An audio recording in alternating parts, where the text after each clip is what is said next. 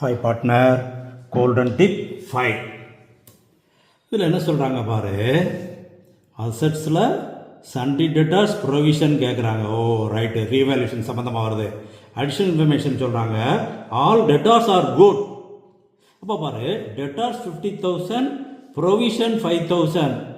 சந்தேகமாக இருக்க கடனுக்காக 5,000 கிரியேட் பண்ணி வச்சிருக்கிறோம். ஆனால் இப்போ என்ன சொல்கிறாங்க, ஆல் டெட்டார்ஸ் ஆர் குட். எந்த டெட்டாருமே நமக்கு சந்தேகம் இல்லை, அப்போ இந்த ப்ரொவிஷன் தேவையில்லை. அப்போ ப்ரொவிஷன் தேவையில்லைன்னா அது நமக்கு கெயின்னாலே ரீவேல்யூஷன் கிரெடிட். அவ்வளோதான். என்ன கேட்குறாங்க, pass the necessary journal entries.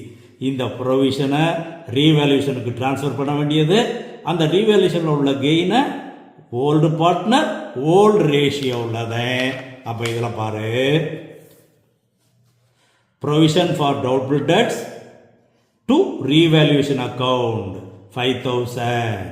அந்த கெயினை டிரான்ஸ்ஃபர் பண்ணதுக்கு அந்த ரீவேல்யூஷன் கெயினை ஓல்டு பார்ட்னர் ஓல்டு ரேஷியோவில், தட் இஸ் 3:2.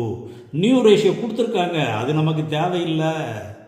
இந்த ரேஷியோவில் முடித்தோம்னா இதுதான் ஜேர்னல் என்ட்ரி. இதில் இன்னும் கொஞ்சம் டிஃபரன்ஸாக ஒன்று இருக்குது. ப்ரொவிஷன் ஃபார் டவுட்ஃபுல் டெட்ஸில் கோல்டன் டிப் 11ல் இன்னொரு பாயிண்ட் கொடுத்துருக்குறேன், அதை கொஞ்சம் தெளிவாக பார்த்துக்கோ.